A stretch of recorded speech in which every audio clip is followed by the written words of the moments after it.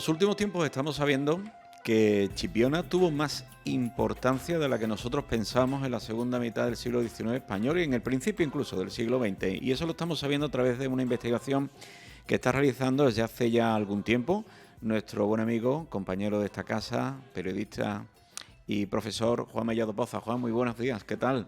Buenos días, Cristóbal Ruiz, audiencia de Radio Chipiona. Efectivamente, una de mis luchas nunca acabadas es demostrar que el nombre de Chipiona va últimamente, ya lo estoy diciendo, he acuñado la frase, va más allá de Telecinco.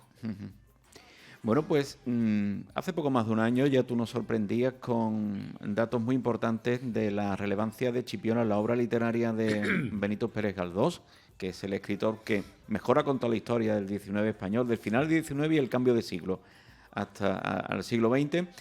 Y no solo eso, sino su vinculación con una serie de personajes fundamentales en la historia de Chipiona, como son el padre franciscano José Lerchundi, el doctor Tolosa Latour y también Federico Oliver Crespo, dramaturgo, nacido en Chipiona y creador de la Sociedad General de Autores también.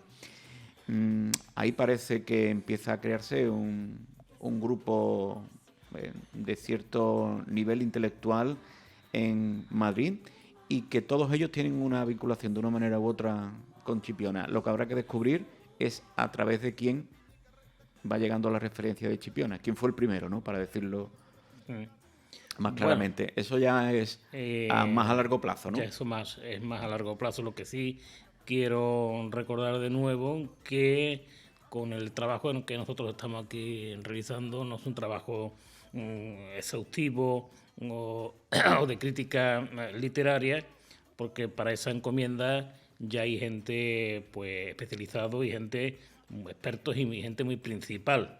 Nuestra misión es encontrar la importancia del nombre de la ciudad de Chipiona en la literatura española y universal, para con ello demostrar la influencia de nuestro nombre en el devenir de la historia. Y tenemos que recordar también que son numerosos los escritores que han plasmado en sus obras el nombre de Chipiona y de personajes chipioneros, reales o ficticios, como tal es el caso, por ejemplo, por poner un ejemplo, de Antonio Machado, con su personaje de Juan de Mairena, y que han inmortalizan pues nuestra tierra, dándole la importancia que debe tener, alejándola de los platos televisivos no deseados. Y en esta ocasión vamos a centrar el trabajo en la figura de Emilia Pardo Bazán, con motivo del centenario de su fallecimiento. Y como tú has dicho, hay en torno a Emilia Pardo Bazán unos personajes y en torno a Chipiona unos personajes que se relacionan entre sí. Es un probable que, establecer un origen. Quizás lo primero sería dos temas. Por un lado, el hogar Tolosa Latour, el sanatorio Tolosa Latour, Sanatorio de Santa Clara, que lo llamó él. Exactamente. Y luego también el teatro. El teatro en la vida literaria que se hace en torno pues a varias amistades, las amistades principalmente entre Tolosa Latour con Padre Chundi y después, ahora ahí no sabemos tampoco quién fue el primero, después pues la amistad que hay de estos dos personajes, Padre Chundi y Tolosa Latour, con Pérez Galdós. Pérez Galdós, la influencia que tiene en Emilia Pardo Bazán. De hecho, tuvieron bastantes años, más de 20 años de relaciones, al menos 3 de coyunda, amorosa, de contacto real, sentimental. Y luego también está nuestro escritor chipinero, Federico Oliver Crespo, que su mujer, Carmen Cobeña, pues interpretó algunas de las obras de Benito Pérez Galdós. Bueno, pues toda esa gente se influyen unos a otros y evidentemente en el caso de Emilia Pardo Bazán, que es el que nos ocupa ahora con motivo de su centenario, de su fallecimiento, pues la influencia que pudo tener sobre todo Pérez Galdós en la literatura de Emilia Pardo Bazán, para que Emilia Pardo Bazán en al menos 4 de sus novelas ponga nombres de gente de Chipiona, el nombre de Chipiona, o personajes que pudieran tener relación con Chipiona. Es curiosísimo, ¿eh? Porque no es una cosa puntual ni anecdótica, sino que sucede en varias novelas, y es curioso porque nos tenemos que poner en la época. Estamos hablando del siglo XIX español, la segunda mitad, una época en la que venir de Madrid, un sitio con unos ambientes culturales, intelectuales importantes, ¿no?, en los que todos estos personajes estaban vinculados, llegar hasta Chipiona era complicadísimo. Pónganse ustedes en la situación de la época. ¿Por qué llegan hasta aquí? Porque Chipiona, la costa gaditana, tiene una importancia relevante. Incluso Benito Pérez Galdós visita la provincia, está en Jerez, escribe una novela también relacionada con las bodegas de Jerez y demás. ¿Por qué este interés?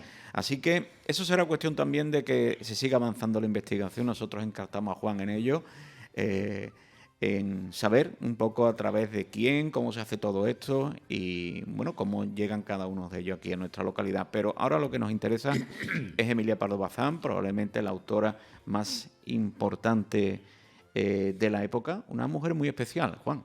Sí, bueno, es una mujer que aunque tenía... Bueno, este año estamos en su centenario, hoy Sí. es su centenario. Aunque tenía ideas conservadoras políticamente hablando, pero luego socialmente y humanamente, pues era todo lo contrario, porque era una de las defensoras de los derechos de la mujer, y también a través de sus obras pues se desluce que hay una lucha contra muchas de las injusticias sociales y de los, digamos, es esa clase social o ese estatus que hay, esa estratificación de la sociedad, que ella quizás a lo mejor no digamos, se discute a sí misma del todo, pero que sí que la trasluce con gran grado de naturalismo en gran parte de sus obras, porque ella lo que bebe también del naturalismo de Emilio Zola, del naturalismo francés, y ya luego, ya luego va un poco evolucionando su obra, ¿no? Pero las descripciones de personajes que hace, las descripciones de ambiente son auténticamente naturalistas.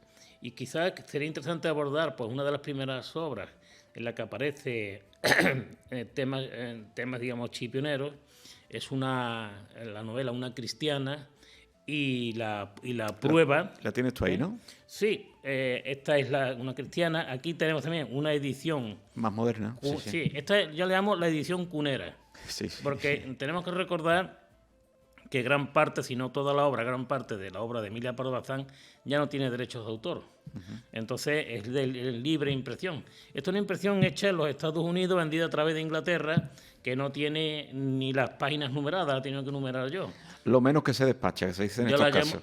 Yo la llamo la edición. A ver, enseña el otro que lo vean, que lo veamos a la cámara. El otro ya es de principios del siglo anterior, de principios del siglo XX. Esto ya es otra... Bueno, pues vamos a referir en cada novela cómo aparece Chipiona o personajes que pueden tener referencias chipioneras en sus características. Fechamos las novelas Una cristiana y La prueba en 1890. La prueba es la segunda parte de una cristiana. En Una cristiana, pues la escritora trata una vez más el problema de las relaciones matrimoniales y la familia. Y Pardo Bazán se muestra como una gran descriptora de lugares y de personajes con un estilo realista cercano al naturalismo. Hace una descripción, que no vamos a leer ahora, de un cubano, que yo cuando he leído la descripción del cubano no se ha equivocado, vamos, y estamos hablando de últimos del siglo XIX, estamos en el siglo XXI, y esta descripción sería avalable en estos momentos. Aparece en una de las páginas un personaje que defiende el independentismo gallego, la República y la Federación Ibérica con Portugal, además de los despropósitos de las administraciones. O sea, temas que hoy día pues siguen estando al menos vigentes, y no 100%.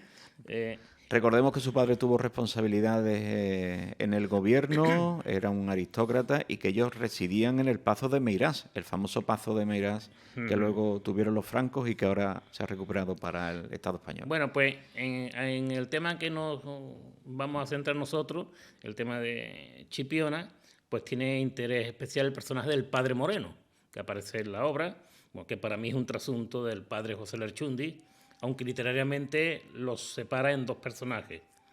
Es un recurso que suele utilizarse Claro. habitualmente por los escritores, ¿eh? Se hace una descripción del padre Lerchundi, perdón, del padre Moreno, que se asemejaría a la figura real del padre Lerchundi.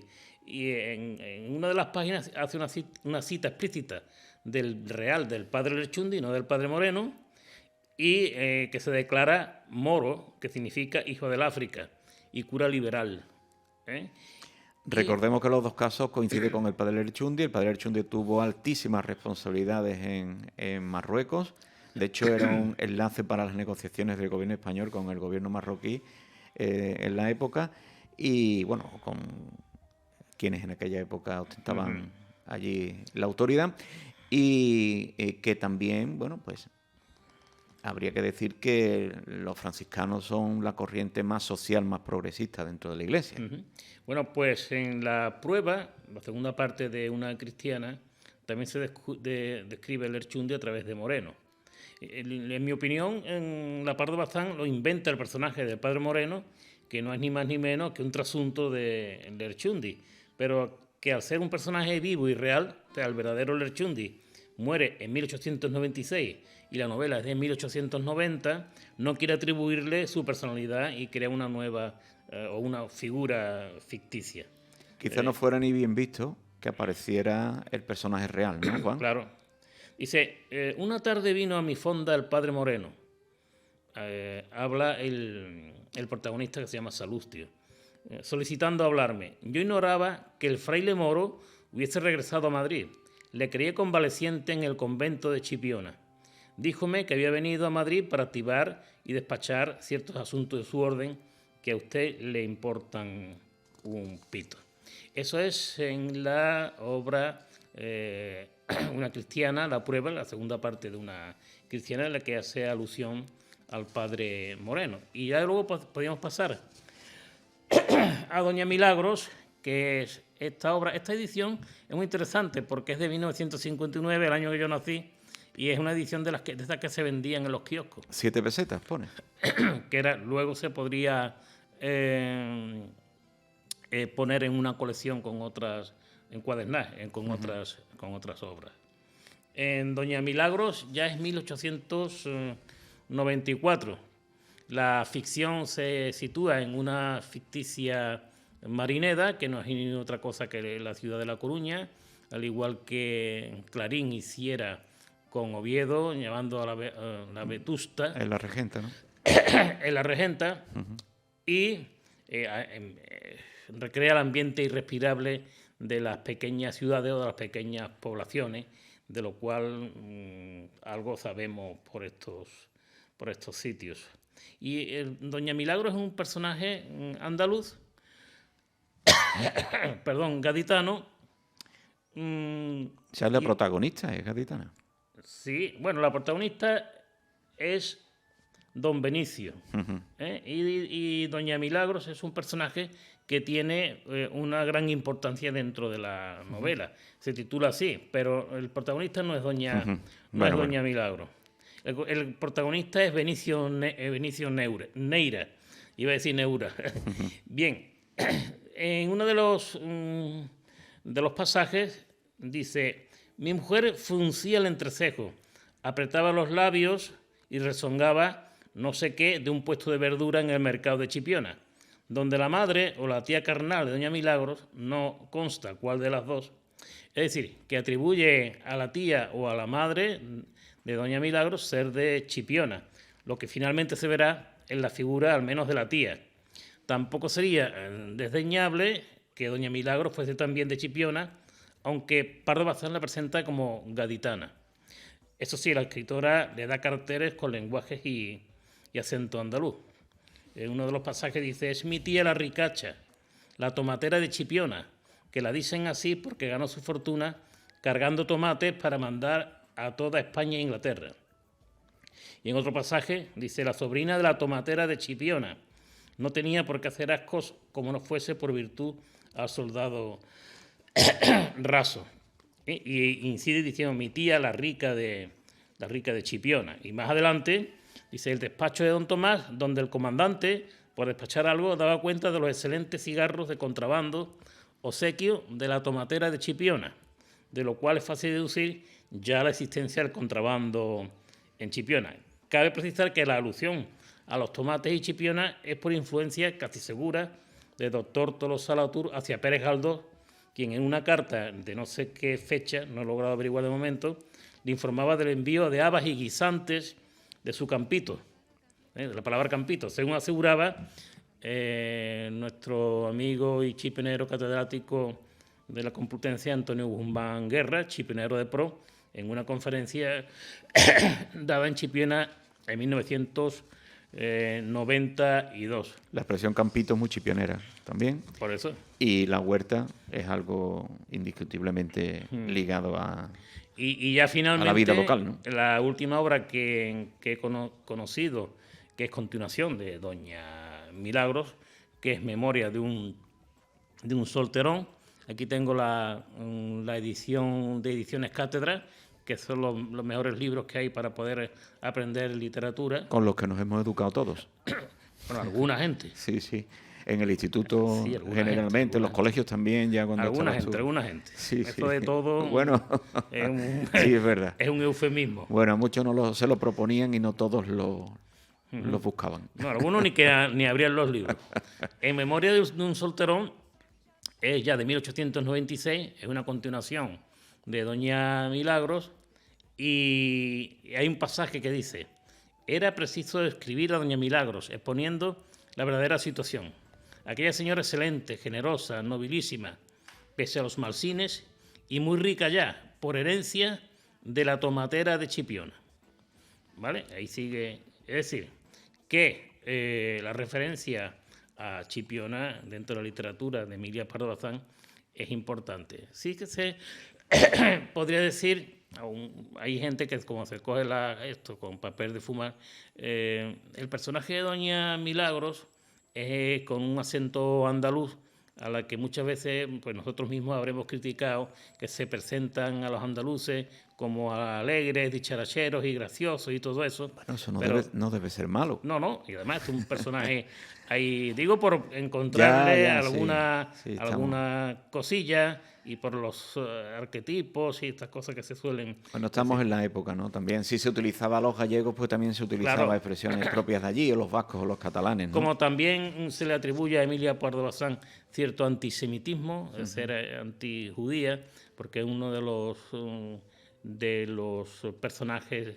de una cristiana y la prueba está un poco avergonzado de su origen judío.